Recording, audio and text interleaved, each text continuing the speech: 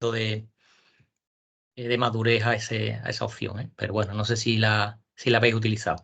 Ahí está.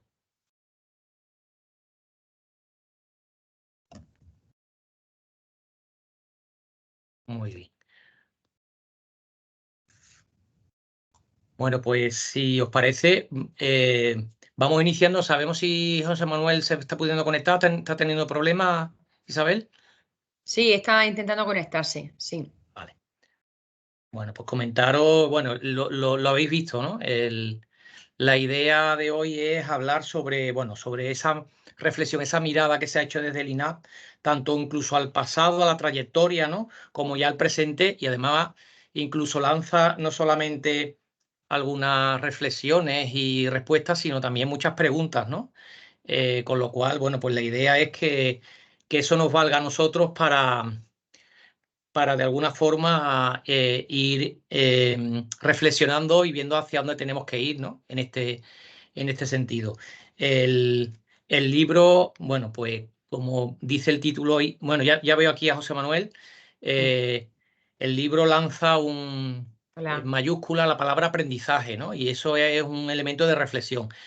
Lo que tenemos hoy, bueno, ya sabéis que esta sesión está promovida por INA Social, por la comunidad de formación, en la que estamos 3 dinamizadores: Isabel Belmonte, José Antonio Latorre y yo, y José Antonio no ha podido estar por cuestiones familiares, pero la idea, los protagonistas están ya por aquí, que son 3 de los autores del libro. Por un lado, José Manuel Argilés, bueno, que me alegro que hayas podido conectarte finalmente, que es además el coordinador del, del libro, que ha sido subdirector de aprendizaje durante un periodo en el INAP y que ahora está como consejero, creo que de consumo, ¿verdad? En la representación para España, para la Unión Europea.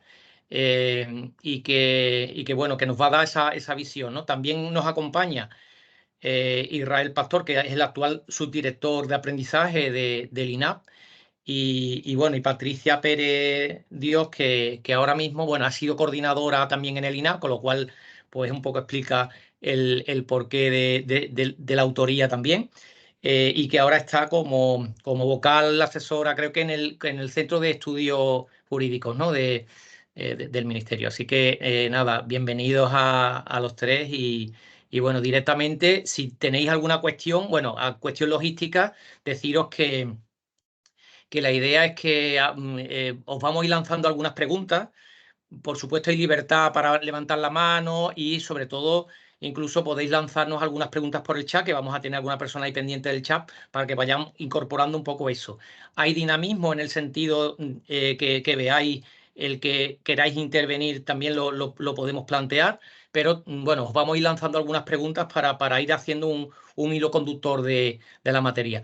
Yo voy a empezar, si os parece, por José Manuel. Le voy a, bueno, un poco que nos explique, ¿no? Nos gustaría saber un poco cómo surge esta idea del libro, ¿no? Y de quién parte esta iniciativa y por qué, ¿no? De esta actividad, perdón, de esta obra, ¿no, José Manuel? Cuando tú quieras. Bueno, pues buenas tardes. Es un gusto poder estar hoy con todo el equipo de la comunidad de formación del INAP Social. Perdonadme porque he tenido unos problemillas técnicos y me ha costado un poco engancharme. Llevamos también una semana con bastante actividad, pero vamos, es un gusto sobre todo poder aprovechar esta oportunidad para reflexionar con compañeros y compañeras que se dedican también a este ámbito de promover el aprendizaje en las administraciones públicas. La idea del libro, respondiendo a tu pregunta, Fernando, bueno, como comentabas, yo fui durante un tiempo su director de aprendizaje en el INAP y en un determinado momento me surgió una oportunidad profesional que me pareció muy interesante, que es lo que hago ahora mismo aquí en Bruselas. Entonces se lo comenté a Consuelo Sánchez Naranjo, la directora del INAP, y Consuelo me dijo, hombre, pues estaría muy bien que antes de marcharte reflejarais de algún modo el trabajo que se ha venido haciendo en la subdirección de aprendizaje en los últimos años, especialmente en esta idea de acelerar o impulsar la transición desde un modelo más tradicional de formación hacia un modelo que ponga el aprendizaje en el centro. Y ahí es como surge la cosa. Es verdad que luego estos libros llevan más tiempo, ¿no? Uno empieza a veces a pensar, cuando se pone a escribir, se nos fue yendo un poco de las manos. Yo ya me incorporé al puesto en Bruselas. En ese momento nos pareció que era fundamental eh, para que esto fuera de verdad un ejercicio también de gestión del conocimiento dentro de la organización, crear un equipo donde estuviéramos tanto algunas personas que habíamos desempeñado puestos de responsabilidad en la subdirección como las personas que se habían incorporado a desempeñarlos, que fuéramos capaces de contar también de dónde veníamos, pero también hacia dónde apuntaba la mirada. Y bueno, pues fruto de todo eso al final tardamos unos meses en gestar este libro, pero surgió, bueno, lo que yo creo que es una de las cosas que a mí me habría gustado a veces encontrarme las veces que he cambiado de trabajo, ¿no? Un documento que no solo refleja lo que se hace, sino que trata también de explicar por qué, cuál es el planteamiento que hay detrás y conscientes también de las limitaciones que tienen este tipo de ejercicios, porque al final, claro, entre que lo elaboramos, se hace toda la revisión para la publicación, acaba publicándose, lo presentamos, el mundo va tan rápido que ya hay algunas cosas que se nos han quedado un poco desfasadas, ¿no? Pero bueno, yo creo que las ideas centrales del libro siguen siendo interesantes y, bueno, pues nuestra esperanza y nuestra voluntad es que sea útil más allá de ese proceso de gestión interna del conocimiento en el INAP para otras personas que se dedican también a este mundo de la formación y del aprendizaje en las administraciones públicas. Vale. Muchísimas gracias. Isabel nos vamos a ir repartiendo un poco, te vamos a ir lanzando algunas preguntas, José Manuel, ¿vale? Isabel, cuando tú quieras. Hola, buenas tardes. Pues yo te tendría que hacer una otra pregunta, José Manuel. Y es que, bueno, la primera parte, lo que son los 5 primeros capítulos, fundamentalmente suponen una reflexión teórica que enmarca ese cambio de paradigma que trata de y que se constata clarísimamente a lo largo de todo el libro, ese cambio de paradigma desde la formación al aprendizaje. Va desde una visión un poquito más general de la sociedad actual, en el capítulo primero, hasta lo que son los planteamientos más estratégicos que ahora mismo enarbola y abandera el Instituto Nacional de Administración Pública, hasta el capítulo quinto. En ese sentido, a mí me gustaría preguntarte qué aspectos de la sociedad actual justifican ese tránsito de modelo que se refleja en el título del libro, de la formación hacia el aprendizaje. Bueno, pues a ver, al final, de forma, digamos, muy sintética, yo creo que estamos ante procesos de aceleración y complejización. Si lo elaboramos un poco más, lo que veíamos es que hay una serie de lo que algunos llaman megatendencias que están afectando a la sociedad en su conjunto y también, por supuesto, a las administraciones públicas.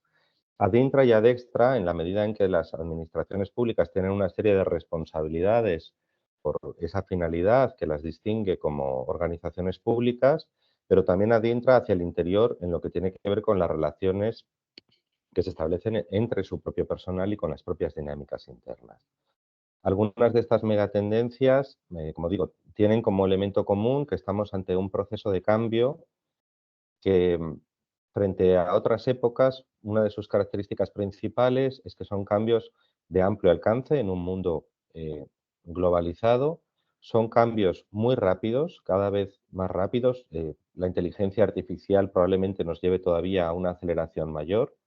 Y son además cambios que impactan en múltiples ámbitos, que atraviesan distintas esferas de la vida social. No solo son cambios en el modelo productivo, aunque cualquier cambio en el modelo productivo tiene también consecuencias en distintos ámbitos de la sociedad, por supuesto, sino que están afectando profundamente a muchas cuestiones.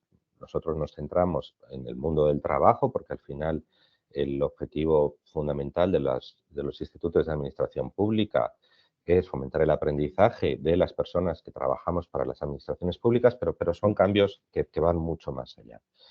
En este sentido, algunas de las cosas que hemos visto que afectan especialmente a las administraciones públicas tienen que ver con la construcción de confianza y legitimidad en estos contextos de cambio, en los que se está produciendo también, yo diría, una tensión importante en la esfera pública por múltiples factores, desde las fake news, la radicalización a la que lleva el propio sesgo de retroalimentarte con el tipo de noticias que más o menos están en tu onda de pensamiento, la erosión que vienen sufriendo muchas de las organizaciones tradicionales desde hace ya un tiempo relacionada con casos de corrupción, pero también a veces con la falta de conexión o con esa sensación de falta de conexión con una parte de la ciudadanía. Estamos también ante sociedades cada vez más diversas y complejas, tanto en su composición como en cuanto a las expectativas de los diferentes individuos que las integran. A veces dentro de estos contextos en los que se producen esas tensiones encontramos también, vemos cómo cobran fuerza cuestiones identitarias de todo tipo y esto pensamos que genera un contexto en el que las administraciones públicas tienen que trabajar de una forma distinta. Pero también, si pensamos un poco más hacia adentro y hacia cuestiones que tienen que ver con cómo nos organizamos, con cómo seleccionamos, con cómo captamos talento, ahí lo que vemos también es una necesidad de cambio porque estamos viendo que, por un lado, tenemos unas plantillas muy envejecidas, por otro, nos está costando, no solo las administraciones públicas, yo creo que es una cuestión en general, la cuestión de la atracción y retención y desarrollo, que eso está muy relacionado justamente con la función de aprendizaje del talento que se necesita en cada momento. Entonces, bueno, así como en síntesis, yo diría fundamentalmente es esta aceleración que nos obliga a una adaptabilidad continua. Y esos procesos de adaptabilidad continua están íntimamente ligados con el aprendizaje y requieren que integremos esa función de aprendizaje y desarrollo dentro de un marco más amplio de gestión estratégica de personas dentro de las organizaciones públicas, pero yo diría dentro de una capa aún mayor, si pensamos esto como una especie de capas de cebolla que tiene que ver con el propio cambio de las administraciones públicas para ser capaces de responder a las demandas ciudadanas que son cambiantes y que evolucionan también en estos contextos cada vez más rápidos. Entonces, ahí entran múltiples cuestiones como la digitalización, que ya no podemos ver como algo puramente instrumental, sino que es un elemento que atraviesa todo, o entran cuestiones como las que comentaba relacionadas con las propias dinámicas de valores y cómo eso afecta a cuestiones como las relaciones laborales, la jerarquía, los liderazgos, el tiempo que las personas están dispuestas a dedicar a su trabajo, la conciliación, la corresponsabilidad, en fin, creo que muchos de esos elementos de contexto al final hacen que este cambio sea ineludible. Muy bien. Bueno, José Manuel, y en la parte del libro que comentas sobre que se habla sobre las competencias, bueno, es un tema que nos preocupa, ¿eh? Seguro, además, que compartimos muchas escuelas e institutos esta preocupación. Nosotros, por ejemplo, en el Instituto Andaluz de Administración Pública ya veníamos trabajando, pero ahora lo hemos puesto en el centro, incluso con una ley en la que pone las competencias profesionales en el centro, ¿no? Además, en el 2023 fue además declarado el Año Europeo de las Competencias. Y yo te he escuchado, además, recientemente en alguna intervención tuya decir, oye, que es un tema complejo, ¿no? El tema de las competencias, ¿no? Hay que encontrar ese punto de equilibrio hacia dónde tendremos que ir. En esta línea, nos gustaría que nos hablara un poco del marco de competencia del empleo público en el que habláis en el libro, ¿no? Es decir, ¿qué planteáis ahí? Bueno, la verdad es que claro, al final cuando uno habla de las cosas importantes, casi todo lo que tocamos tiene muchas derivadas, ¿no? Y ya sabéis que tengo a veces tendencia a enrollarme, si veis que me extiendo demasiado, avisadme. Eh, en esta misma comunidad hemos reflexionado muchas veces sobre la cuestión de las competencias y la validez de las competencias como modelo, ¿no? Yo sé que hay personas, digamos, más que confían más en este modelo, otras quizá un poco más descreídas. Nosotros lo que veíamos es que, al menos en el ámbito español, es algo de lo que se ha hablado bastante, pero que se ha puesto menos en la práctica.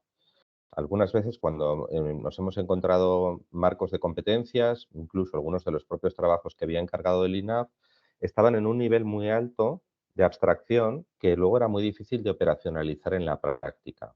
Quizá en el ámbito educativo, y yo creo que aquí también, y es una de las riquezas de esta comunidad que tenemos tan híbrida, mestiza, intersectorial, interdisciplinar, para quienes no veníamos del ámbito de la educación, digamos, sí, de la enseñanza.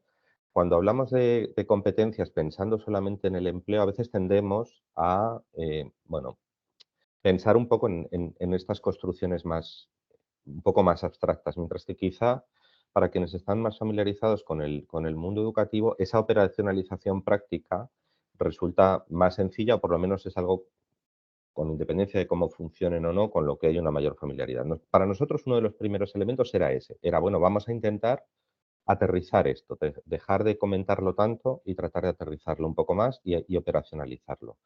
En ese proceso, yo creo que un primer elemento es entender que las competencias son una herramienta mucho más amplia, sobre todo cuando estamos hablando del ámbito laboral, que no solamente tiene que ver con la formación, y que si de verdad entráramos en un esquema de gestión vinculada, no voy a entrar en debates de por competencias, basada en competencias, pero si tenemos una gestión de personas en las administraciones públicas que tenga en cuenta un modelo de competencias, esos modelos no solo nos sirven para el aprendizaje, nos deberían de servir también para hacer prospectiva y valorar qué competencias necesitamos y qué competencias tenemos, planificar y estructurar en función de eso nuestras ofertas de empleo público, nuestros procesos selectivos, la propia carrera profesional, la evaluación del desempeño. Es decir, hay muchas funciones para las que un sistema de competencias puede ser útil, pero hay que, insisto, operacionalizarlo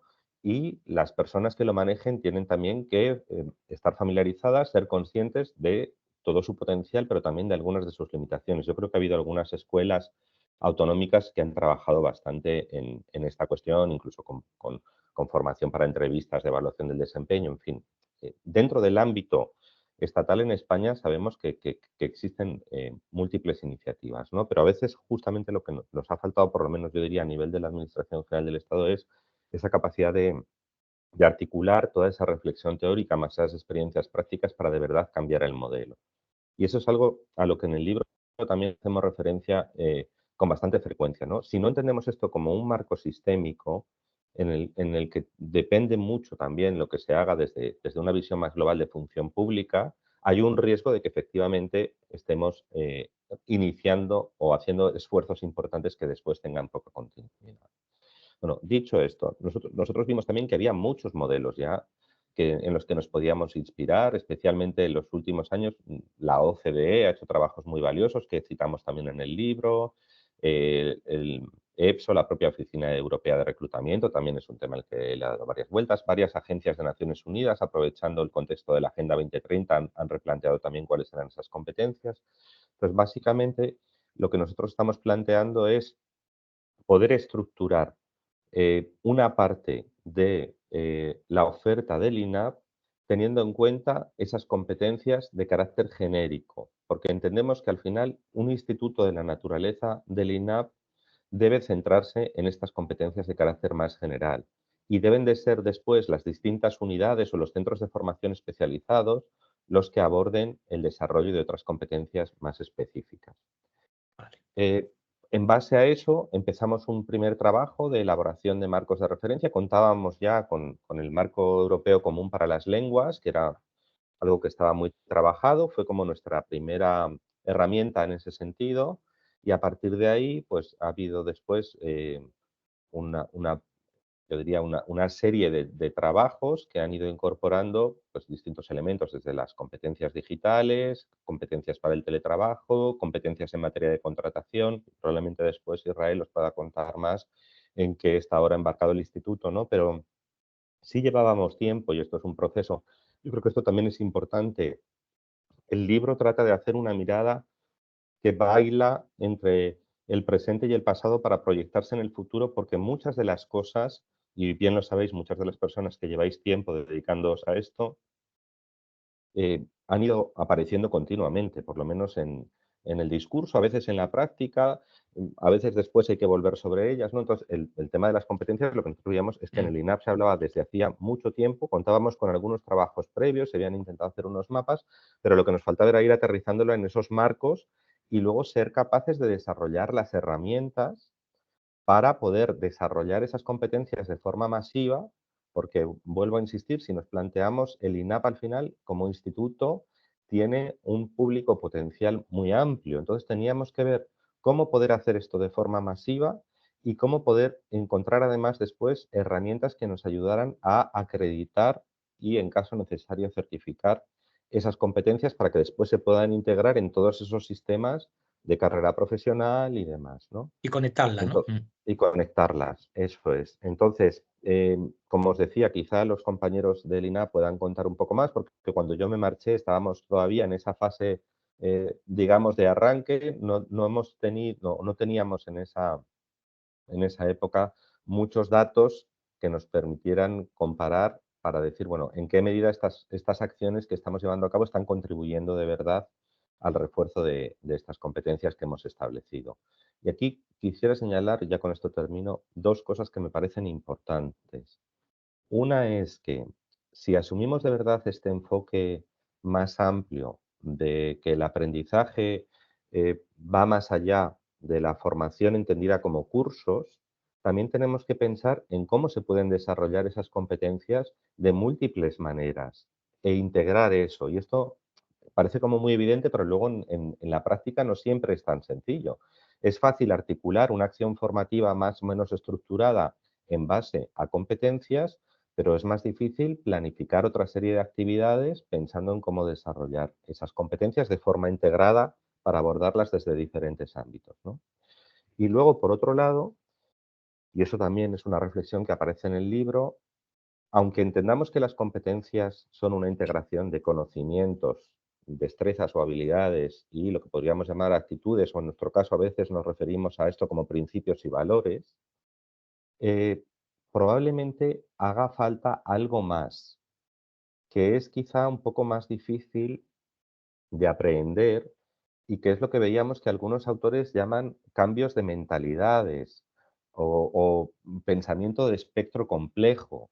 Es decir, no se trata solo de reforzar ciertos conocimientos, veíamos que muchas veces las destrezas y las habilidades, sobre todo ciertas habilidades blandas que tienen más que ver casi con cómo uno se va construyendo como individuo a lo largo de la vida, requieren también un tiempo de trabajo amplio y pensar que con un curso de 20, 30 horas estamos ya haciendo que una persona se transforme, muchas veces es irreal.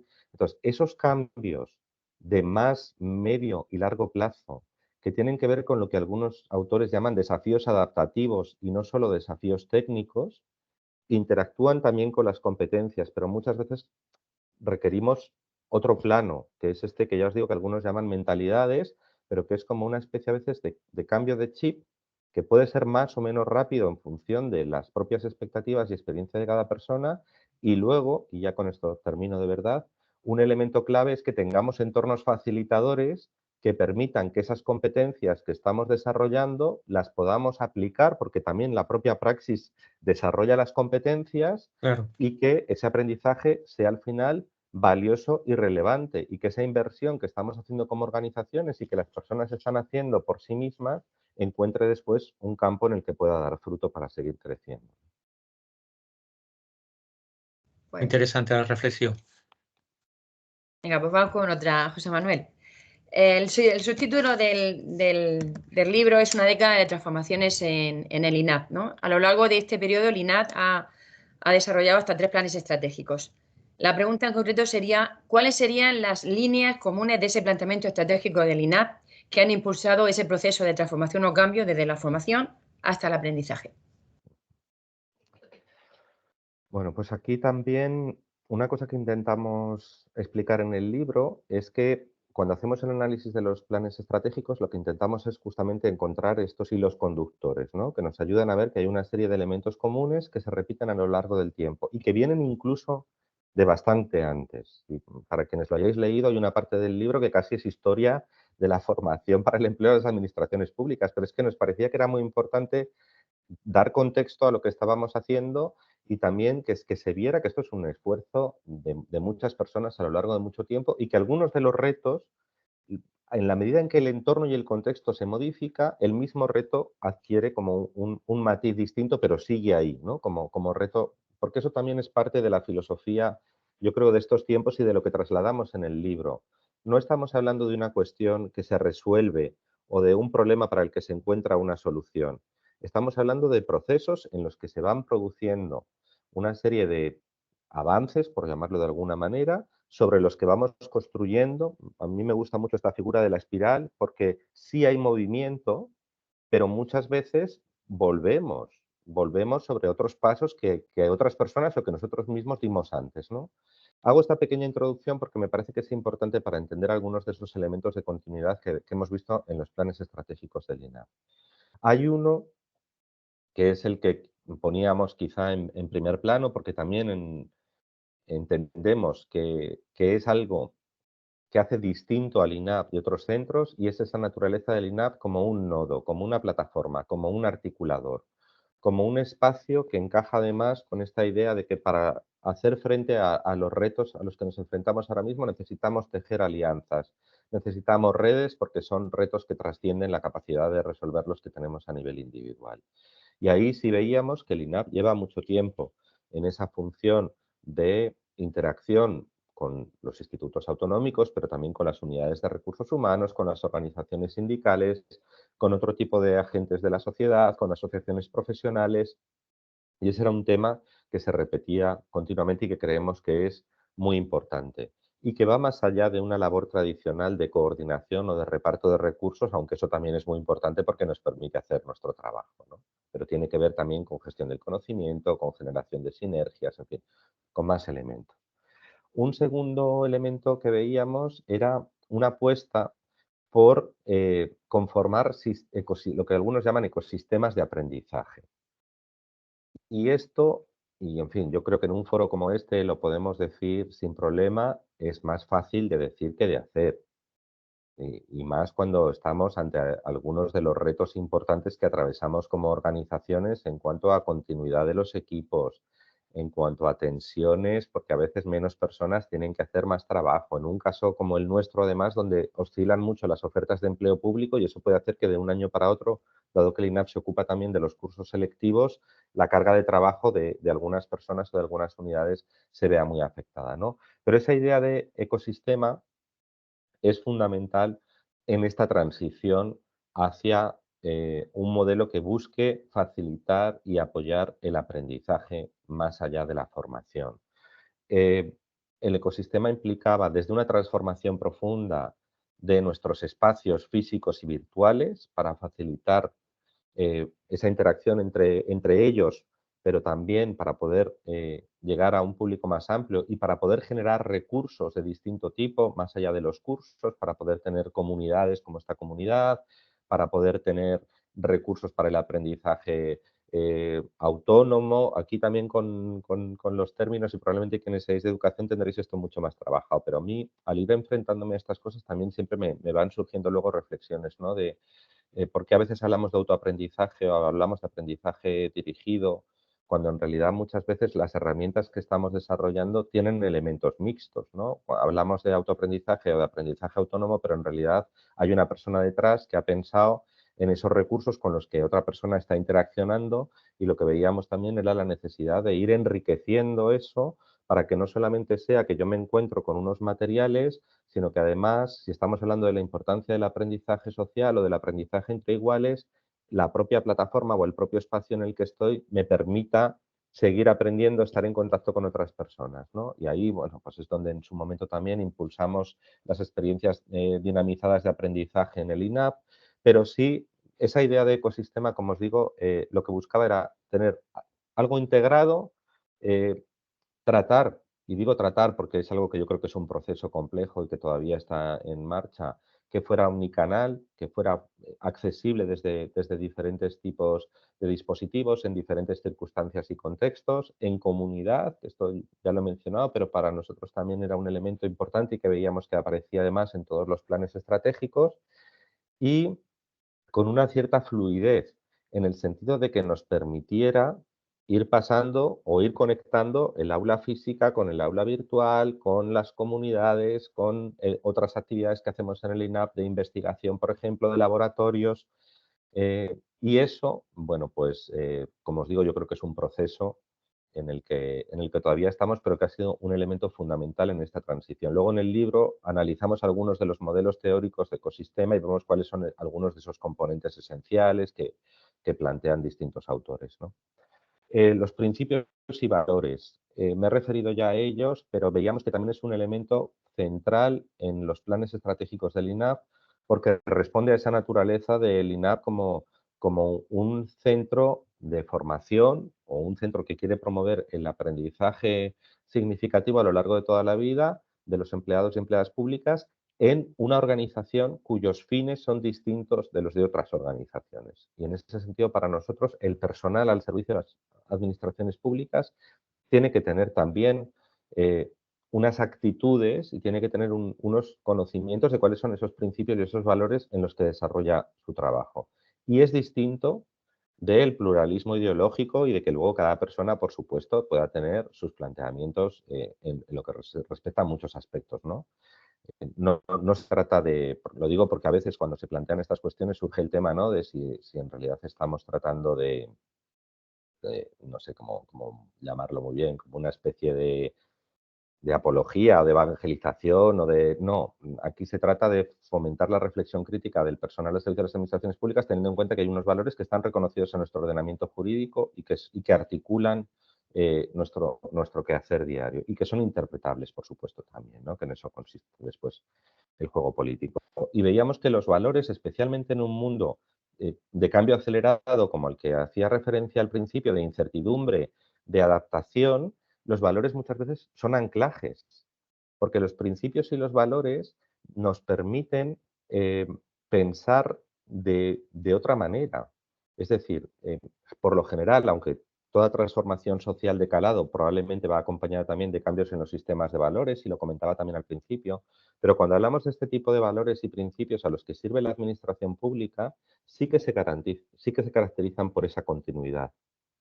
Entonces, ahí sí veíamos que son un elemento importante. Articulador, a la vez finalista, porque nos deben de ayudar a pensar muchas veces en el para qué de las cosas que estamos haciendo, ¿no? Y luego, que tiene mucho que ver con el cómo. En función de cómo entendamos los empleados públicos estos valores, desempeñaremos nuestro trabajo de una forma u otra. Y lo que hicimos fue ir incorporando estos módulos de principios y valores, primero en todos los cursos selectivos y luego tratando de incorporarlos de manera transversal en muchas de las actividades que realizábamos. Hablo de principios y valores como el gobierno abierto, el respeto a la diversidad, la igualdad, este tipo de cosas, ¿no? Después, las competencias, que como ya lo he comentado un poquito más antes, no voy a dedicarle mucho más tiempo, pero sí veíamos que era algo que estaba ahí. Y, como os digo, cuesta a veces terminar de tener un modelo consolidado de competencias, pero estaba presente en todos los planes estratégicos. Había siempre también una cuestión relacionada con la calidad, y esto sí creo que es especialmente interesante porque cuando leíamos algunas de las reflexiones de hace décadas del instituto, uno de los temas que se plantean es el INAP es un centro muy peculiar, porque no tiene docentes propios, no tiene una jefatura de estudios, no tiene un equipo pedagógico. Entonces, al final, ha sido fundamentalmente un centro gestor que ha descansado en esas redes y en esas colaboraciones con personas que aportaban su conocimiento, su experiencia, para involucrarlas en esos procesos de aprendizaje. Entonces, aquí esto tiene ventajas y también tiene limitaciones. O sea, tiene una ventaja clara que es que nos permite contar con un cuerpo amplísimo de personas colaboradoras, pero también tiene la limitación de que muchas de estas personas se dedican puntualmente a las actividades del INAP, con lo cual no siempre tienen tampoco las herramientas o las capacidades didácticas o pedagógicas. A veces cuando les cuentas estos cambios en los que estás embarcado, dicen, bueno, pero yo voy a colaborar en una actividad de 5 o 10 horas, quiero tener muy claro lo que tengo que hacer, ¿no? Entonces, ahí sí veíamos que una parte de la calidad siempre ha tenido mucho que ver con los equipos docentes. Y por eso esto enlazaba también con esa idea del programa de innovación docente que veíamos que era muy importante, tanto para los equipos, digamos, gestores del propio INAP, que además ahora en esa labor ya de facilitadores de procesos de aprendizaje y no solo de gestión de formación, también teníamos que hacer un cambio, como en las personas que colaboran con el instituto. Pero luego también veíamos que abordaba cuestiones como la incorporación de metodologías activas, revisar cómo estábamos evaluando lo que estábamos haciendo, incorporar la innovación, los laboratorios, los espacios de experimentación, en fin, yo creo que es algo en lo que estamos todas las escuelas e institutos.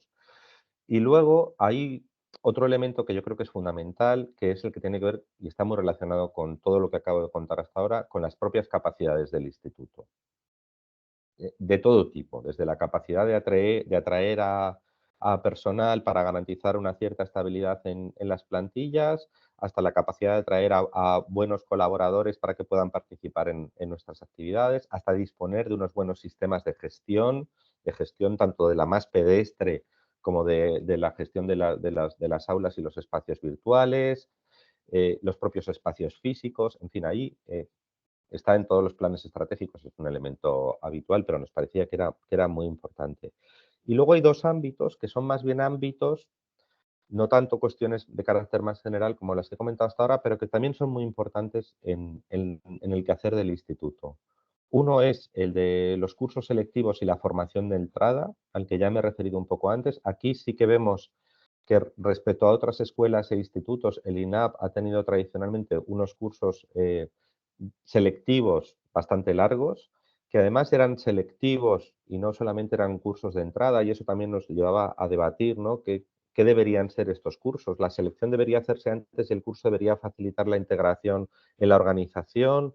¿O el curso debería tener realmente esa naturaleza selectiva? ¿Es bueno que algunos de esos cursos sean másteres? ¿Qué ventajas y qué inconvenientes tiene? Ahí también hemos tenido un camino a veces de idas y venidas en el que hemos ido aprendiendo, por supuesto, pero que ha supuesto un esfuerzo muy relevante para una parte importante del equipo. Y luego tenemos toda la parte relacionada con la dirección pública. Yo creo que este también es otro de los elementos que han caracterizado al INAP desde sus inicios, tener un foco específico de atención en las personas que desempeñan o que aspiran a desempeñar puestos de dirección. Y ahí, bueno, os contarán también ahora con más detalle los compañeros todo el lanzamiento del proyecto de la Escuela de Dirección Pública, pero veíamos que era otro elemento importante que aparecía en todos los planes. Y esto entronca con algunas de las ideas que he comentado al principio de un liderazgo distinto, qué competencias se requieren para estos puestos de dirección en este momento, una parte que tiene más que ver con el acompañamiento, el desarrollo de personas, es decir, bueno, todos sabéis, ¿no?, que es un tema complejo este de la dirección. Muchas Pues gracias. muchas gracias. Siguiendo un poco con esta mirada, ¿no? Y el hilo conductor pues, del libro, además de las cuestiones ya vistas, un poco más de reflexión global y luego de qué se ha estado haciendo, ya entrando un poco más en las cuestiones más prácticas, a partir del capítulo 6 ya se concretan esos planteamientos estratégicos con actuaciones más concretas, ¿no? Y ahí hay un elemento que se reivindica un poco el papel de centralidad del INAP. Ya Israel, en esta línea, ¿qué quiere decir con este rol de centralidad del INAP? ¿En qué actuaciones se concreta esto? Es decir, ¿cuál es un poco el papel que tiene que jugar el INAP? Ya no solamente lo que está haciendo, sino a futuro, ¿no? Y cómo lo estáis concretando, ¿no?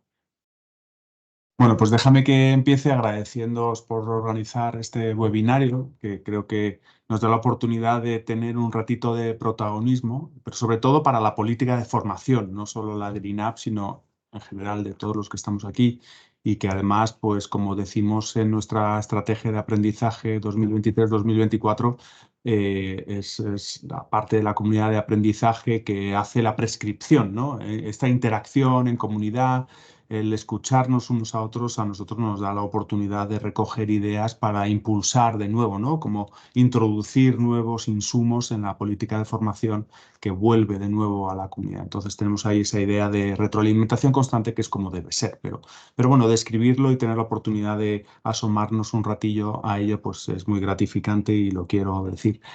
Y también quiero reconocer el trabajo de José Manuel y del equipo anterior, vamos a decir, ¿no?, que él lideró en su momento, y reconocer todo el avance que él acaba de resumir. Además lo explica fenomenal, con lo cual creo que hay un proceso de análisis que se lleva a la política y que sin ese trabajo de años, realmente lo que estemos haciendo ahora, mejor o peor, no tendría función.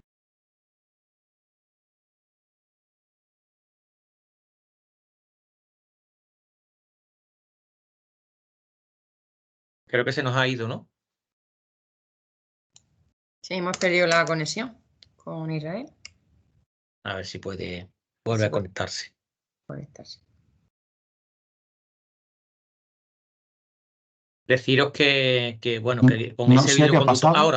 Ahora. No sé qué ha pasado, que Ahora de te vuelvo a repente escuchar, Israel, sí. se me ha apagado la pantalla, o sea, se ha salido de esto. Bueno, perdonad, estos. Ya te tenemos de nuevo, Israel. No sé de dónde os habéis quedado, desde cuándo estoy hablando solo, no lo sé. No. Ha sido un. No, Vale, Yo creo que entonces, te estaban escuchando bien. Sí, sí. estaba agradeciendo básicamente y reconociendo el trabajo de José Manuel, de la etapa anterior, que sin la cual no hubiéramos podido avanzar ni un milímetro, hubiéramos tenido que empezar a redefinir por los fundamentos, y que es lo que ha explicado magníficamente antes José Manuel, y que creo que es fundamental que lo pongamos en valor, ¿no? Entonces, como decías, ahora hablando un poco más del libro y de la pregunta concreta, Fernando, pues yo creo que los capítulos siguientes, después de ese análisis y puesta en valor de lo realizado, nos ha dado la oportunidad de marcar un pliegue temporal o espaciotemporal, si queréis, como si fuéramos físicos, ¿no? O astrónomos, poder decir que todo ese trabajo que acabamos de decir tiene que continuar, o sea, no llega a una meta, eso no existe, ¿no? Es como la felicidad. Uno puede a lo mejor ser un rato feliz hoy, pero mañana tienes que seguir siéndolo o intentándolo al menos, ¿no? Y en eso estamos, ¿no? Por eso retomar el impulso. Y los capítulos 6 al 9 nos permiten hacer una foto, describir en qué punto estamos. Y como tú bien dices, quizás es la autopercepción, sin la cual no se puede hacer una política de formación que merezca tal nombre, del rol que tiene el INAP como el único instituto, la única escuela que tiene la posición institucional transversal para prácticamente todo, o prácticamente lo único. En el ámbito horizontal en el Estado y vertical en todas las administraciones. Si lo puedo hacer así resumidamente, y seguramente me dejo pelos en la gatera, pero realmente es darse cuenta de esto, lo cual te sitúa en una posición institucional clave, pero que hay que saber utilizar y supone una responsabilidad muy grande. Estas son las dos ideas que queremos compaginar al describir esto, ¿no?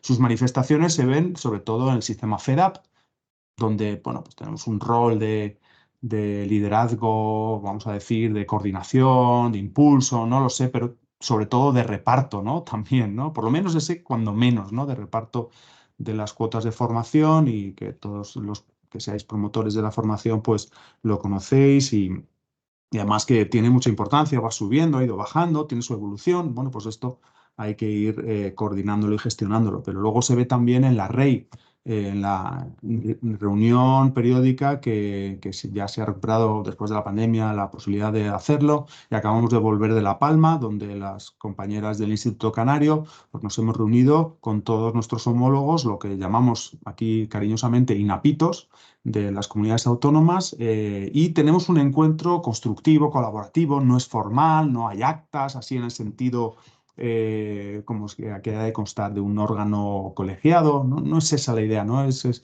conocerse, es generar insumos, dar ideas, ver dónde está cada uno, colaborar, ¿no?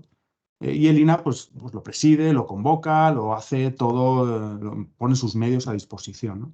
Y luego hay otra referencia, por no agotarlas todas, pero sí que se puede mencionar, que es la transición que hacemos del ámbito internacional al propiamente español, ¿no? A estos que me acabo de referir. Y de ahí tenemos la responsabilidad también de participar activamente, reflejar el trabajo que se hace en España, en el conjunto, pero también traer de nuevo ideas o iniciativas que puedan ser interesantes. Y esto, pues, creo que también es una responsabilidad que tenemos por la posición institucional, ¿no? O sea que creo que para contestar destacaría estas cuestiones, y luego otras que se puedan ir haciendo en el futuro, que van a ir saliendo y que seguramente saldrán en la conversación, como son utilizar el rol que también decía José Manuel de referente a la hora de los productos, ¿no? Y de la oferta concreta, ¿no? Cómo se puede compartir esto, y cada uno de los promotores, allá donde estén, lo utilizan a su conveniencia en su ámbito. Yo creo que eso es muy bonito, porque eso verdaderamente nutre la colaboración, y no solo como una entelequia o un principio inspirador, ¿no? Que sale de una ley, ¿no? Es algo más, y es este compañerismo el que te paso la información, el marco, lo coges, lo utilizas, es vuestro, o sea, ya no es nuestro. Y sí, un reto importante. Pero bueno, aquí tenemos un ejemplo, ¿no? De, oye, organizando y intentando compartir, ¿no? En estas Claro, mismas sesiones, ¿no? Muy bien. eso es. Bueno, Israel, yo te iba a preguntar, a finales de 2022 el INAD aprueba su estrategia de aprendizaje 2023-2024. Yo la pregunta que me gustaría hacerte es en qué medida esta estrategia recoge los planteamientos que se exponen en el libro.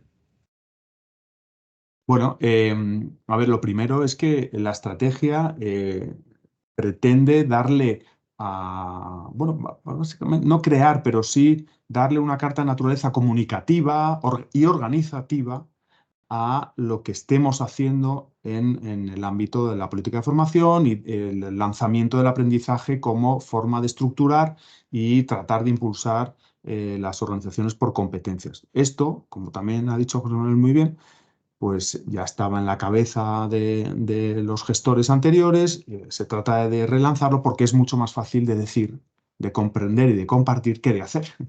Mucho más, ¿no?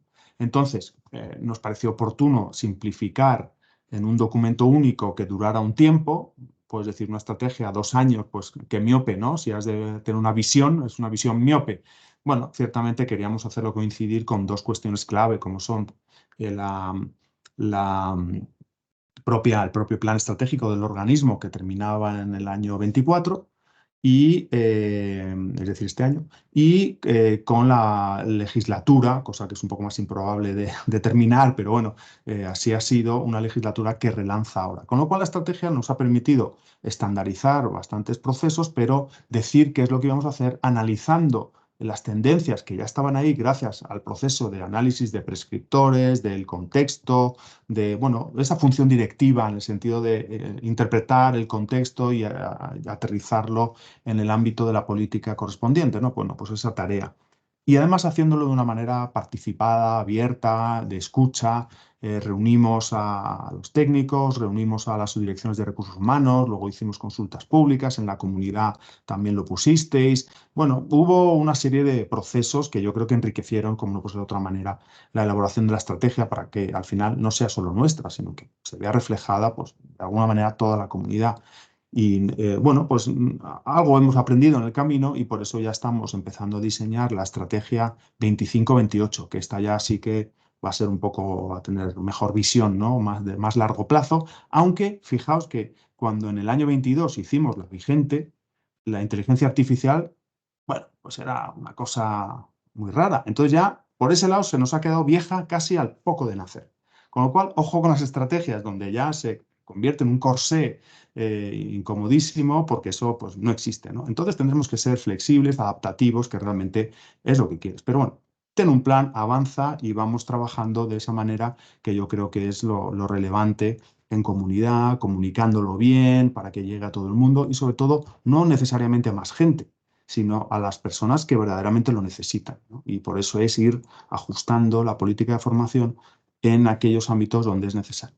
Y además ahora, y con esto termino, este año 24 es un momento de definición, es un nuevo pliegue espaciotemporal, porque como habréis oído todos, seguro, el ministro ya ha anunciado un proceso de transformación en el que estamos trabajando que verdaderamente va a estructurar por competencias la administración del Estado, cuando menos. Es decir, aquí se va a introducir un nuevo proceso de transformación que le concede la política de formación un rol central, como estábamos reclamando, como estábamos sabiendo, ¿no?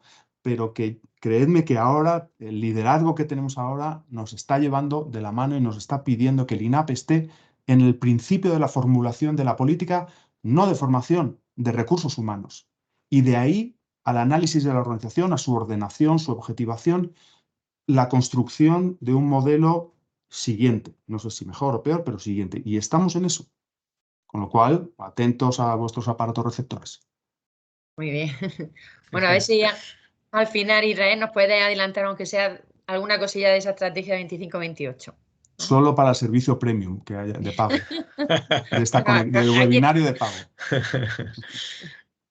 Bueno, ya lo comentaba también José Manuel y tú también has hecho alguna mención, ¿no? El último capítulo del libro habla un poco ya del desarrollo profesional de la función directiva, ¿no?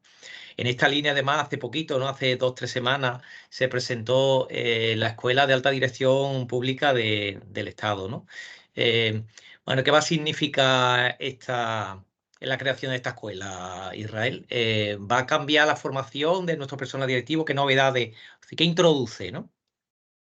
Bueno, lo primero es que surge del ejercicio de reflexión al que me refería antes, de recoger todo nuestro pasado y analizar y decir, bueno, teníamos un subprograma de formación directiva que transformamos en programa de aprendizaje directivo, esto está en la estrategia, no estoy revelando nada nuevo, y dijimos, es que además hemos detectado que el personal que ejerce funciones directivas en el Estado, puesto que el estatuto del INAP nos da esta función expresamente, específicamente, pues necesita a lo mejor un apoyo para las responsabilidades, no por un elitismo, ¿no? Entendedme, no porque sean personas especiales, ¿no? Sino por las funciones que ejercen. Entonces, también en el ámbito de las funciones directivas de relevancia para la organización, aquí no entramos en cuestiones, por lo menos de entrada, ¿no? De cuestiones más específicas de equipos de trabajo, que los hay seguro sectoriales o en las especialidades. Nosotros nos centramos en lo más transversal y general, que también lo he mencionado José Manuel.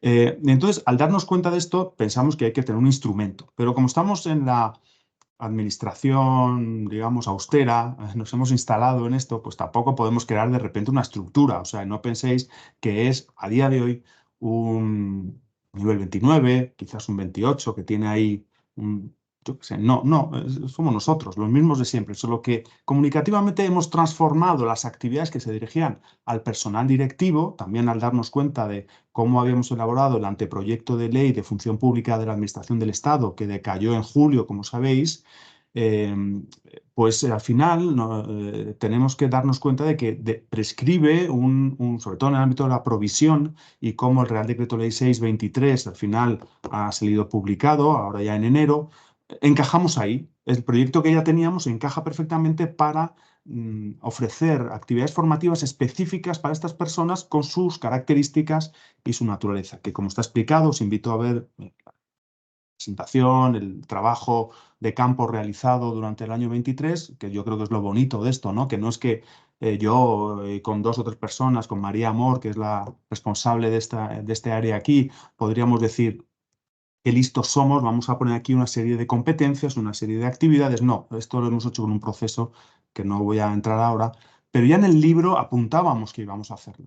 Esto se cuenta, la génesis se cuenta ahí, ¿no? Y ahora se ha convertido, tampoco revelo nada, el Real Decreto Ley 6 prescribe 2 órdenes ministeriales, vamos, prescribe, delega en órdenes ministeriales el desarrollo de 2 ámbitos, que es el de la planificación de recursos humanos, esto en la Administración del Estado, ojo, y de la provisión de puestos directivos.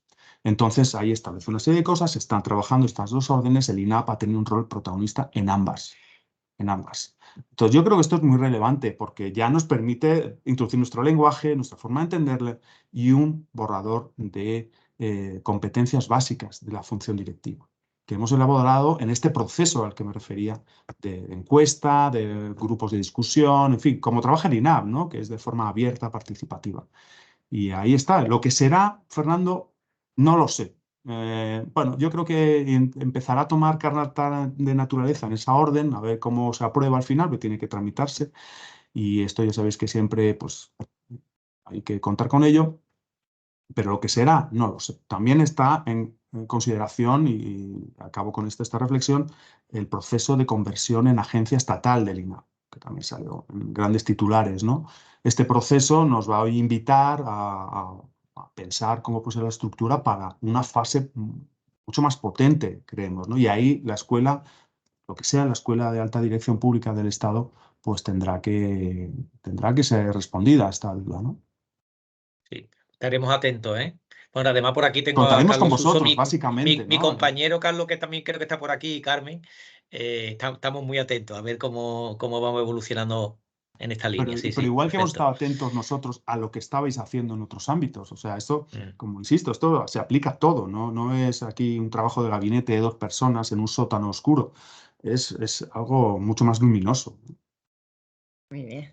Muchas gracias. Israel, yo tengo otra pregunta para ti, pero si me permite, voy a intercalarla con otra con Patricia porque me gustaría dejarla para el final.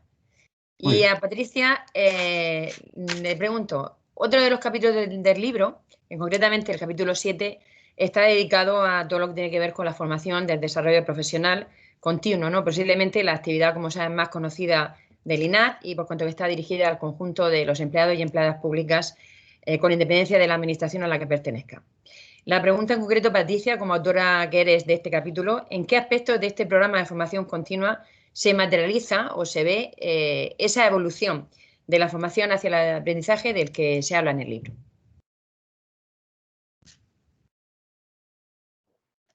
Muchas gracias, Isabel.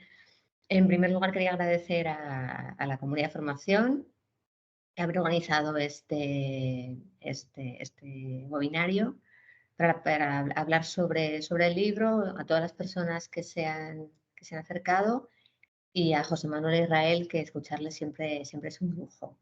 Voy a intentar ser breve porque creo que vamos un poquito muy justos.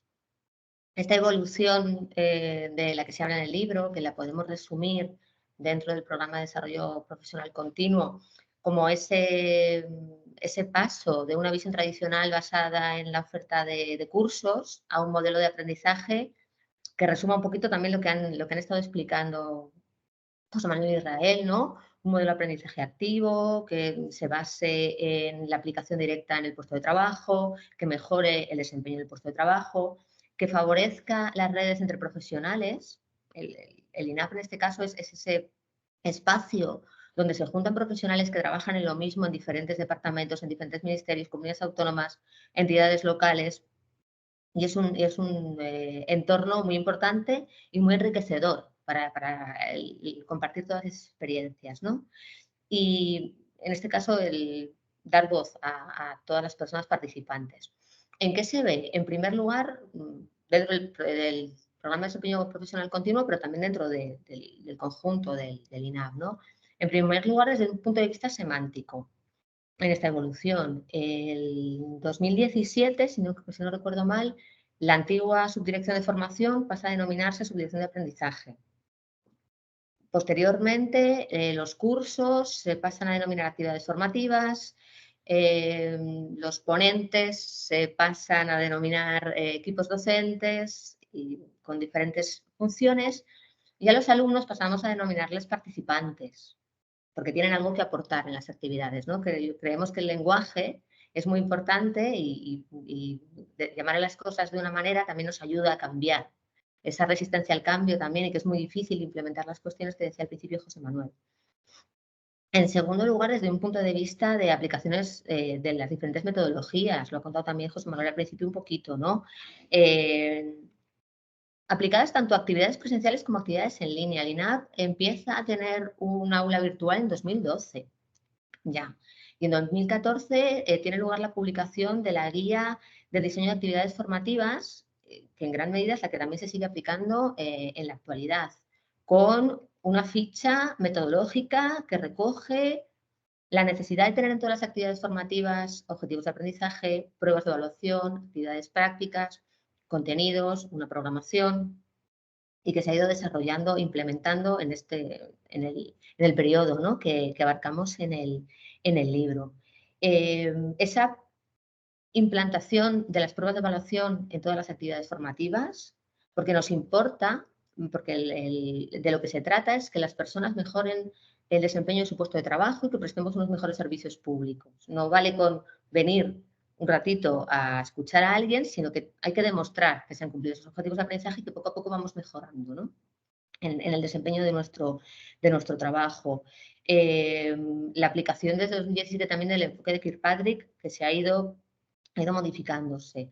Aplicaciones de metodologías activas, diferentes herramientas, roleplay, método del caso, etcétera, que se aplican en el INAP desde prácticamente 2012, 2014, 2016.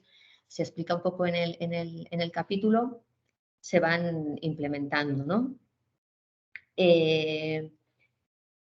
La implementación también de todas las encuestas de satisfacción que tenemos en todos estos años. Hay una información muy estructurada que ha seguido unos ítems muy similares y de la que podemos ir extrayendo, ¿no? Todos los datos que nos pueden servir también para estudiar este periodo.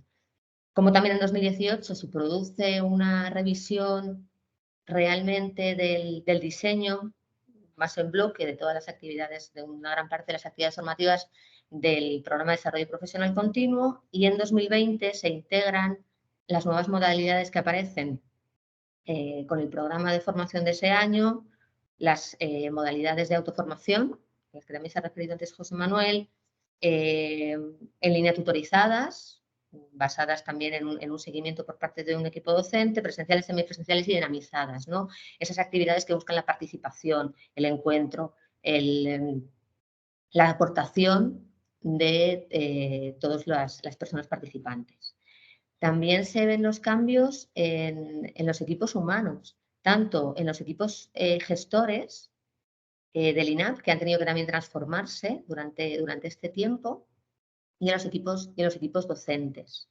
Los equipos docentes, la transformación ya no son transmisores del conocimiento, sino que se van a ir convirtiendo, o se han ido convirtiendo en facilitadores, con una función fundamental del acompañamiento. El aprendizaje lo tiene que hacer cada una de las personas, el INAP tiene que poner a su disposición todos los recursos necesarios para hacerlo, y los equipos docentes tienen esa labor de acompañar, de ayudar en un momento oportuno, de dinamizar determinadas sesiones, de dar un poco esa facilitación, ¿no? para que se produzca finalmente ese aprendizaje, la obtención de determinadas competencias.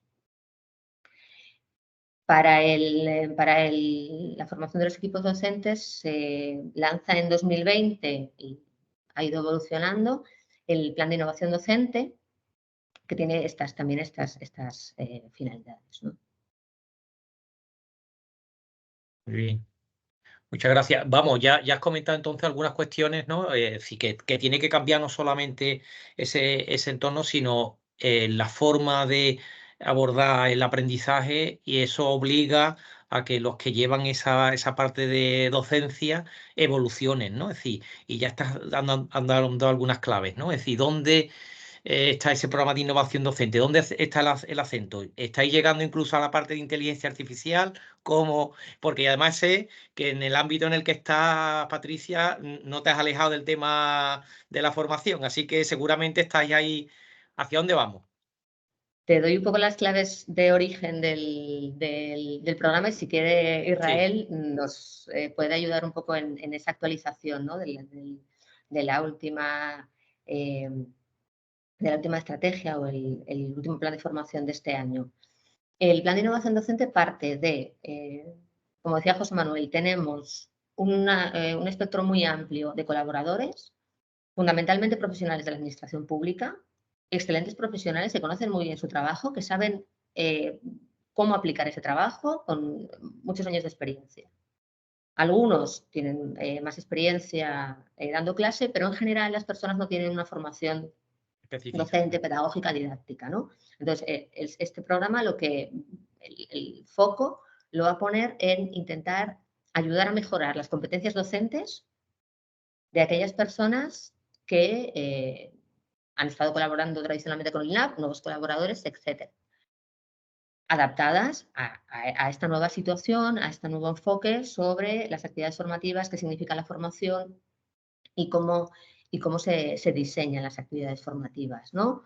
Fundamentalmente diseño de actividades en que conozcan diferentes metodologías, herramientas, con multitud de ejemplos para que tengan todas las herramientas para poder llevar, hacer una realidad ese objetivo de que las actividades sean actividades prácticas en las que realmente aprendamos a hacer mejor las cosas, aquellas tareas que tenemos que desarrollar en nuestro puesto de trabajo, ¿no? Para que realmente tenga un impacto. Ese es otro tema que también hay que tratar, ¿no? Ese es un poco el objetivo con el que nace, ¿no? Hay diferentes cursos que se relacionan en modo itinerario, tenéis toda la información en la web del INAP. Y hay otra parte de personas que son los equipos gestores que también necesitan cierta formación, ¿no? Porque son al final quienes verifican el diseño de esas actividades formativas. Las actividades formativas las pueden diseñar los equipos docentes, pero los equipos gestores, las personas que trabajan en el INAP, que normalmente, en general, las personas que nos dedicamos a trabajar en formación, no pertenecemos a un cuerpo concreto, que tengamos una formación tampoco ni docente ni pedagógica, sino que somos de diferentes cuerpos y al final, pues de manera un poco autodidacta, mejor o peor, hemos conseguido aprender un poquito y poder desarrollar nuestro trabajo de una manera óptima. Entonces, también hay una parte que estaba pensada de que los destinatarios sean lo que llamamos los gestores de formación o las personas que trabajan en las unidades de formación de los ministerios, de las escuelas, etc. También ellos. Muy bien. Muchas gracias. Muy bien. Pues sí, Raúl, vamos con la última pregunta. Vamos a ver, el libro lo terminaste de escribir en febrero de 2023. Desde entonces, y pensando en el futuro, ¿cuáles son las grandes líneas de trabajo y las perspectivas de futuro del INAP para seguir caminando en esa senda que va desde el aprendizaje hacia la formación? Y yo insisto en mi pregunta, si nos puedes dar algunos pequeños detalles de lo que será la futura estrategia 25-28, te lo agradeceríamos. Vale. ¿Cuánto tiempo tenemos? ¿Hasta las 7 Pues o ahora así? sí, Me sí, apaño podemos con alargar hasta un las poquito 7. más, pero sí, más o menos. No, vamos a ver. Resumir las líneas de trabajo y cómo va a ser es muy difícil, pero sobre todo están marcadas en la estrategia. Todavía este año estamos aplicando el programa de actividades para que está disponible, lo tenéis. Además, hemos hecho un esfuerzo de maquetarlo así bonito, llamativo y que sea más visual, más atractivo y apoyándonos en las redes sociales. Pues que llegue, como decía antes, un poco más y que se conozca la actividad que se hace, ¿no? Pero claramente este año tenemos dos grandes retos, que es ir adaptándonos al nuevo contexto, en lo que he dicho antes, del modelo funcional que se está describiendo, donde, por ejemplo, se describan las áreas funcionales y las competencias que están ahí, cosa que está muy avanzada. Y que tendremos que a continuación empezar a ponerlo en marcha y el INAP tiene claramente un papel fundamental en esto, pero no solo. O sea, la política de formación que acompaña ese modelo, sea como sea, porque está en definición y sabemos hasta dónde va a llegar, todos los promotores de la formación. Con lo cual, a lo mejor lo que hacemos, y sobre todo pues, como el CEG o el IEF, que tengan un rol muy activo en contribuir al desarrollo de las competencias y a la certificación de la adquisición de las competencias para trabajar en las áreas funcionales. De manera que se va ordenando, como digo, ¿no? Este es el modelo, si lo ha descrito antes José Manuel muy bien, no lo voy a repetir, pero es un modelo que está inventado, no es que sea teórico, que es un comentario que se suele hacer un poco últimamente, pero no es teórico, lo que es que hay que hacerlo y cambiar lo que tenemos ahora mismo. Y claramente el aprendizaje es clave, pero ahí luego se apoya mucho en el 70-20-10, ¿no? Que todos conoceréis seguramente, y claro, pues hay una serie de responsabilidades para adquirir las competencias y poder moverte bien en tu área funcional o cambio de área funcional, basado en las competencias que tienes demostradas, ¿no? Entonces, la estrategia de aprendizaje tiene que recoger esto, porque tiene que servir a esa finalidad. De modo que no hay otro lugar para lo que haga el INAP o los demás promotores de la formación que servir al modelo de función pública y al modelo de administración pública para que sea capaz de responder a lo que el contrato social nos demanda en cada momento. Y esto es cambiante, como el contexto ya ha quedado demostrado y dicho, es cambiante constantemente, con lo cual tenemos que tener la suficiente cintura para poder ir haciéndolo. Y esto, bueno, una estrategia nos invita a reflexionar sobre ello y a plasmarlo anualmente en la programación de actividades, ¿no? Antes hablabais de la inteligencia artificial. Pues en el diciembre del 21, aprobamos el marco de competencias digitales, adaptación del DIGCOMP, ¿no? De la Comisión Europea. Y lo hicimos, yo creo que quedó muy bien, en colaboración con las comunidades autónomas y la FEMP, que colaboraron, un grupo que José Manuel y Patricia empezaron a pilotar en aquel momento, y el resultado fue muy exitoso. Pero ya la hemos modificado 2 veces con este principio, ¿no?, de adaptación. Lo hemos modificado primero para enfatizar que los servicios digitales a la ciudadanía deben ser universalmente accesibles, porque es que si no, no lo pueden ser, o sea, nos caemos con todo. Y más recientemente, en diciembre de este año, para introducir competencias en inteligencia artificial, para que los empleados y las empleadas públicas pues, tengamos una sensibilización y adquirir competencias que ya son una realidad. No es que vayan a serlo y a ver si tal. Todos en la Administración del Estado, prácticamente todos, tenemos Teams, es decir, la Office 365, que tiene Copilot. Eso es inteligencia artificial. ¿Cómo lo aplicas a tu productividad, ¿no? Y por eso nos hemos inventado ofrecer una actividad que se llama Prompt Shop. Es decir, un taller de cómo hacer el prompt para esto, ¿no? ¿Cómo le pides? ¿No? Hazme un resumen de cómo es el ecosistema competencial del INAP. Lo podéis poner y te lo saca. Por eso, y no porque tengamos mucho rollo, que también, pero por eso en la web del INAP estamos esforzándonos por poner textos explicativos, sucintos. A lo mejor lo habéis visto, ¿no? Y que, oye, ¿cuánto texto hay aquí? No solamente un enlace, un PDF, ¿no? ¿Por qué? Porque la inteligencia artificial generativa lo coge de ahí.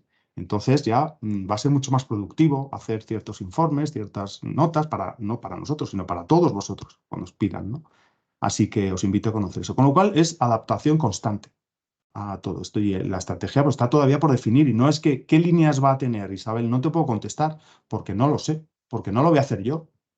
Yo con suerte podré liderarla, podré introducir una serie de criterios, pero no son mejores que los que puedas tener tú cuando la veas. Bueno, es cierto que el papel, pues hay que producirlo, ¿no? El origen, pero vamos a hacer una reunión de técnicos de escuelas e institutos en junio aquí en Madrid. Vamos a mandarlo también, intentaremos hacer otra vez más la reunión de subdirecciones de recursos humanos de los ministerios y organismos públicos por creo que cuarta vez será, es decir, función de liderazgo en ese sentido, pero también de compartir. Y también pues lo abriremos, vamos a intentar hacer un interconecta en la ECID, en Cartagena de Indias, en noviembre, para también abrirlo al ámbito latinoamericano. Bueno, pues la realidad es que queremos abrirlo, compartirlo y escuchar.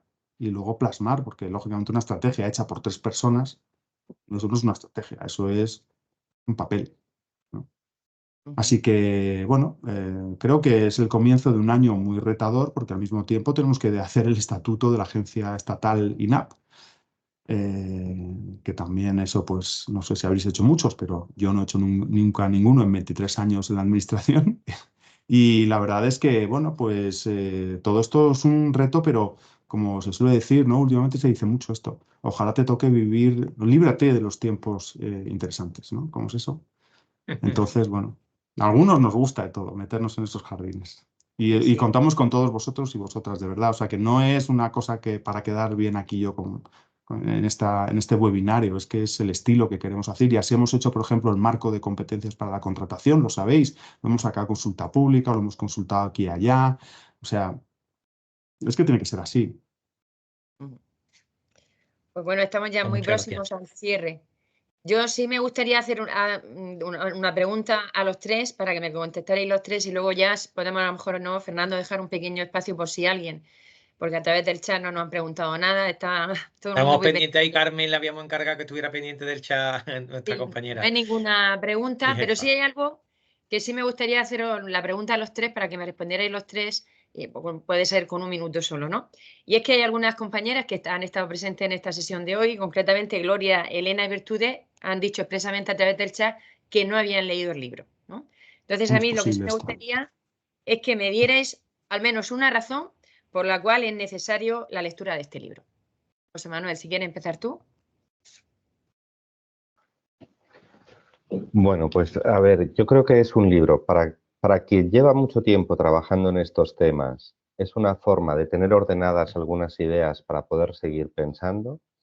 Para quien se incorpora, creo que es una primera panoplia que permite visibilizar de una forma más o menos sintética yo diría los principales, o al menos muchos de los principales elementos que hay que tener en cuenta cuando alguien se dedica a la formación o al desarrollo y el aprendizaje en el ámbito de las administraciones públicas. Muy bien. Pues yo diría, lo que ha dicho José Manuel es perfecto y creo que no lo voy a mejorar, pero yo voy a haceros una broma. Yo creo que hay que leer el libro antes de que salga la película.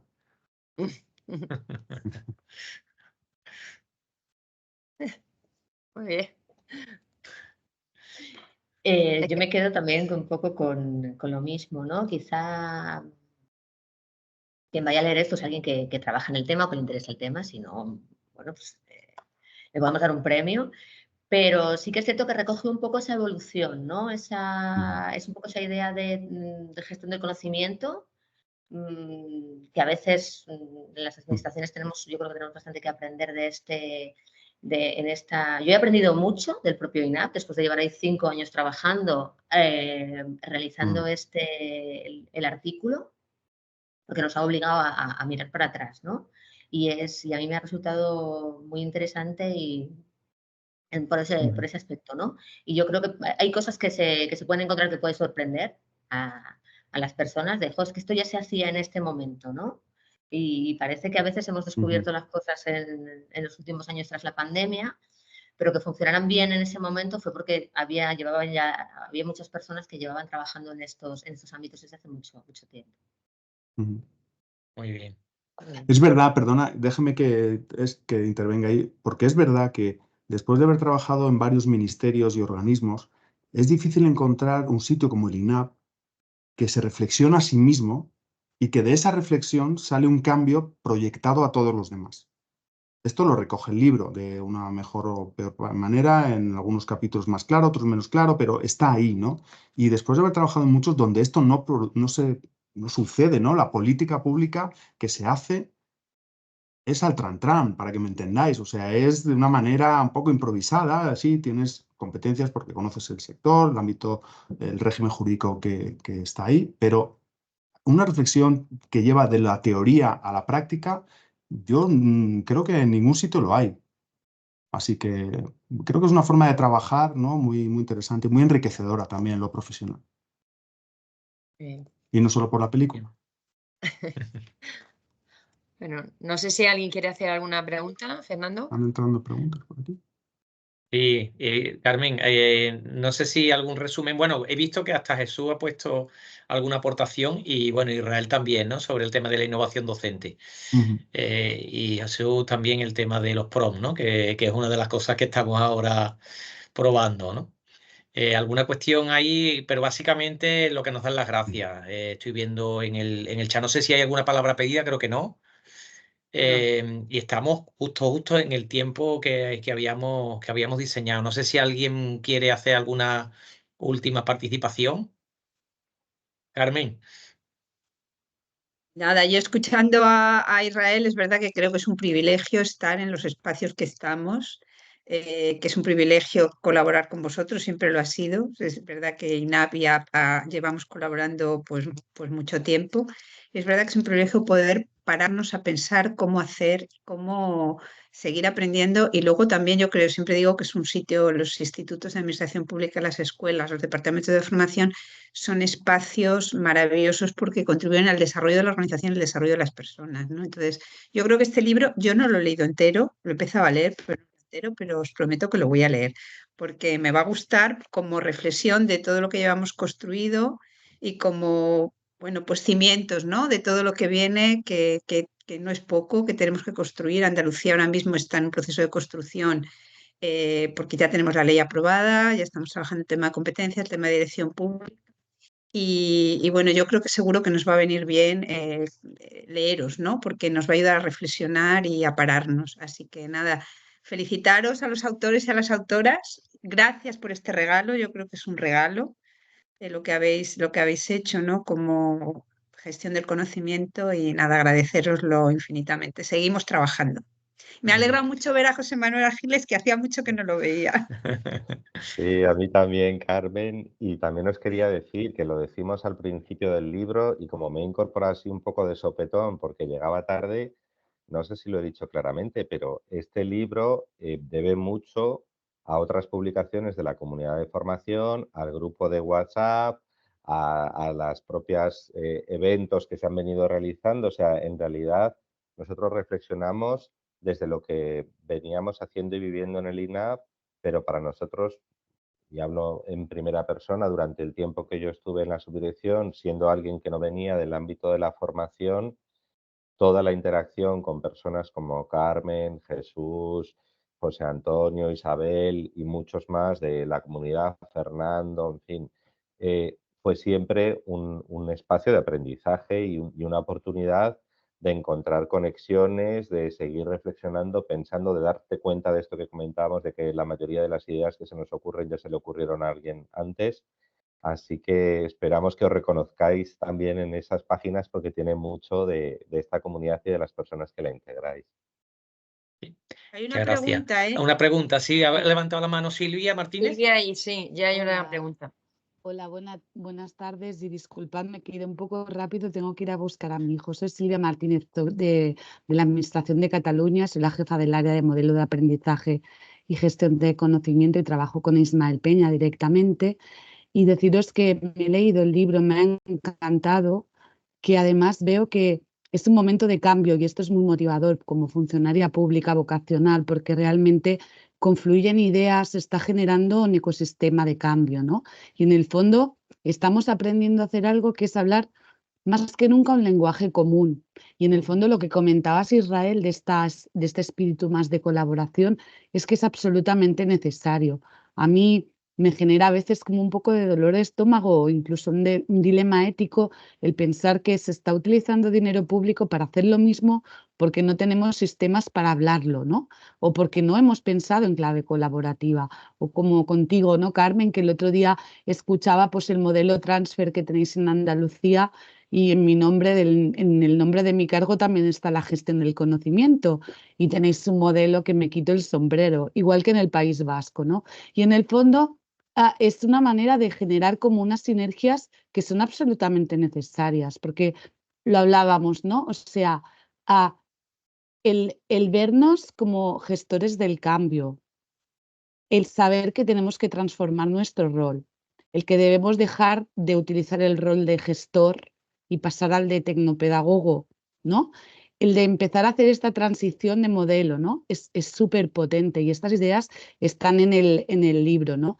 Yo lo que he hecho en falta, y también en el modelo de aprendizaje de la escuela, que aún no hemos cerrado y lo hemos hablado con Ismael, es la parte de evaluación, la parte de metaevaluación. Esta parte que a veces tenemos este punto de autocondescendencia como colectivo, y lo digo de buen rollo, ¿eh?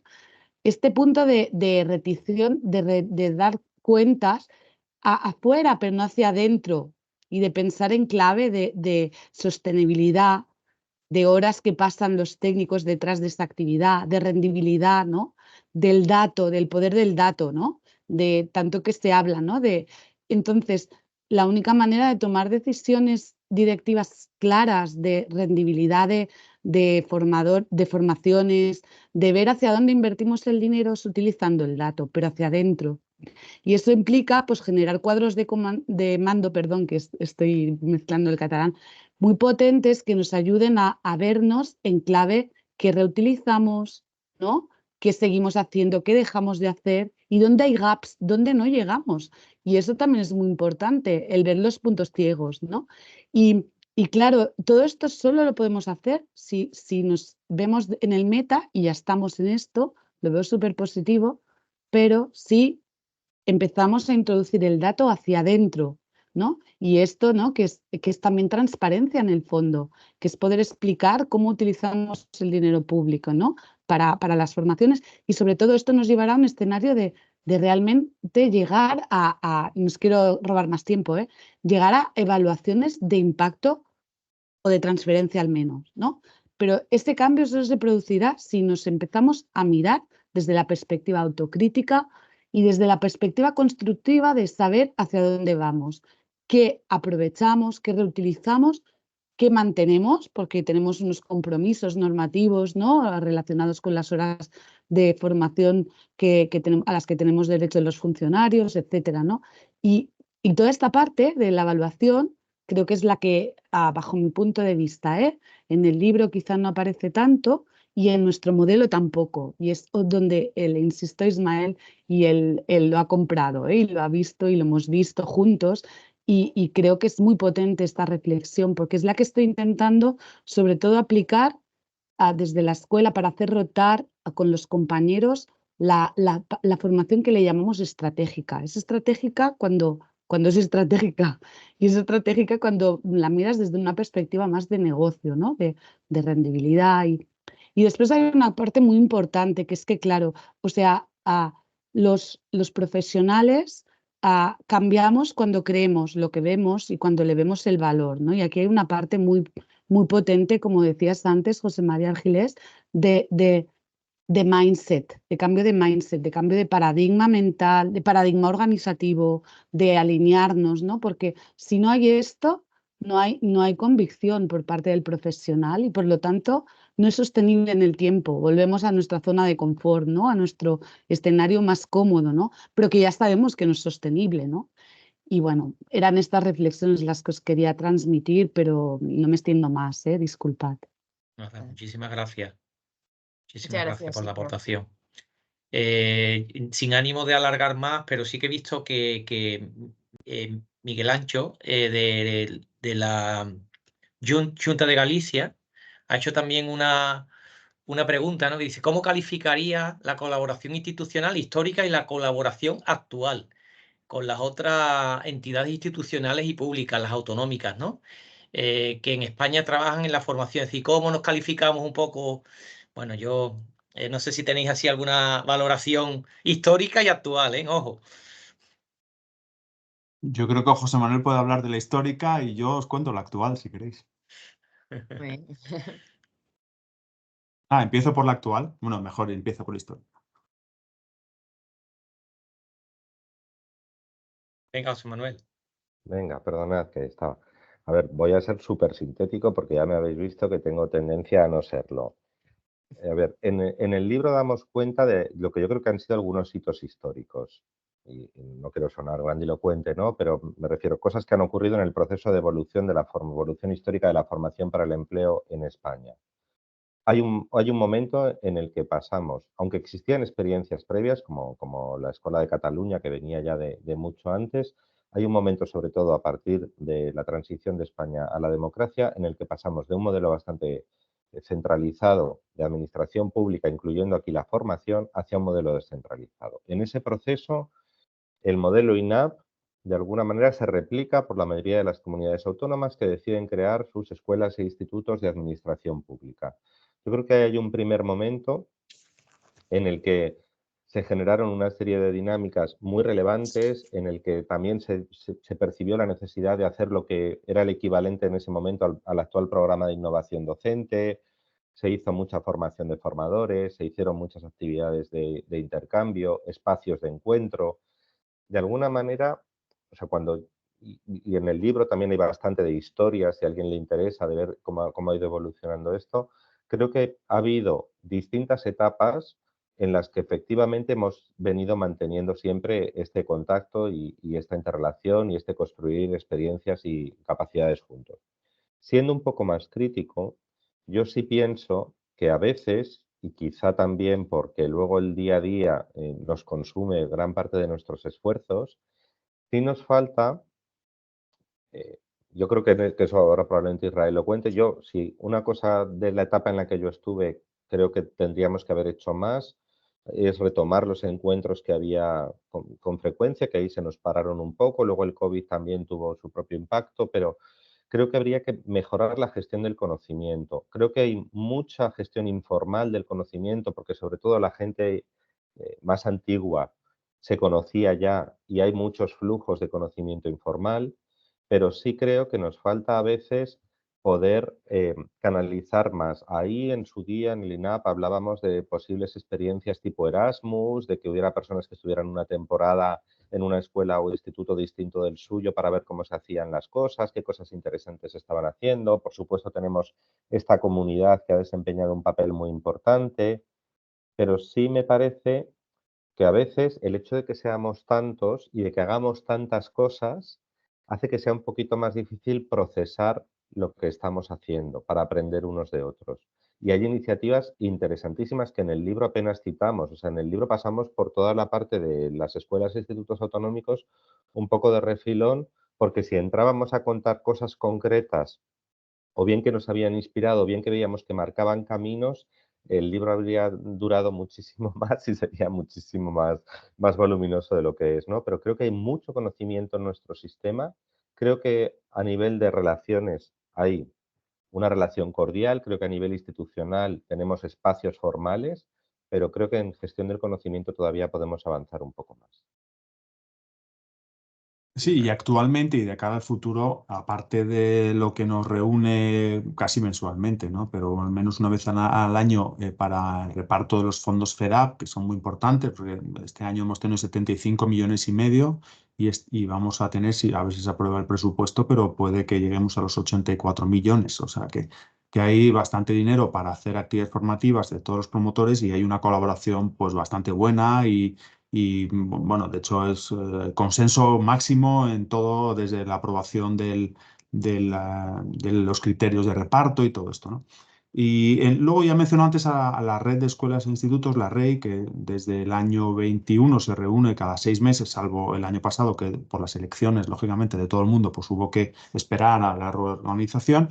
Y en La Palma nos hemos reunido la semana pasada, pues prácticamente todo el mundo, menos 2 comunidades autónomas, por distintas razones, prácticamente todo el mundo. Yo creo que eso es un éxito total con este espíritu de colaboración, de compartir, de luego ves que hablan y dicen, no, pues este de transfer efectivamente que el IAP tiene, pues me lo dejas, yo lo estamos usando y este modelo que tenéis, este lo estamos usando, o sea que creo que es muy interesante, ¿no? Y vamos a retomar una cosa que teníamos en el DEBE ahora en junio, como he dicho antes, la reunión de técnicos de los institutos para generar un poco más desde abajo, si queréis, una cosa manteniendo el ámbito técnico, que esto es muy importante en estas reuniones, ¿no? Para que haya buena armonía en la política, o sea, en lo no político, pero sí en la política. Y creo que esto es muy relevante y yo creo que tenemos un camino muy interesante juntos y que no puede ser de otra manera.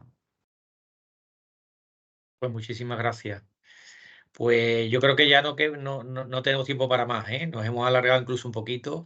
Yo nada, agradeceros muchísimo que hayáis estado aquí, que nos hayáis ilustrado. Yo creo que ha animado al tema de quien no se haya leído el libro se lleva deberes y que bueno, que nos vemos en estos espacios, ¿no? Ya sea en el propio INAP Social, en esa red, como en este tipo de espacios alternativos también de conexión, ¿no?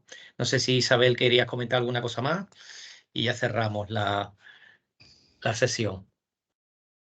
No te escuchamos ahora, Isabel. Nada, daros las gracias por haber asistido a este webinar y bueno, y especialmente a José Manuel, a Israel y a Patricia. Y bueno, que seguimos en línea, ¿no? Porque nos esperan otro webinar también a lo largo de todo el año. Muchísimas gracias. Muchas gracias. Muchas gracias. Muchas Muchas gracias, gracias. Carmen, también, ¿eh? Por la ayuda. Gracias. Gracias, Carmen. A todos y hasta pronto. Gracias. Gracias. Adiós. Muchas gracias. Detengo.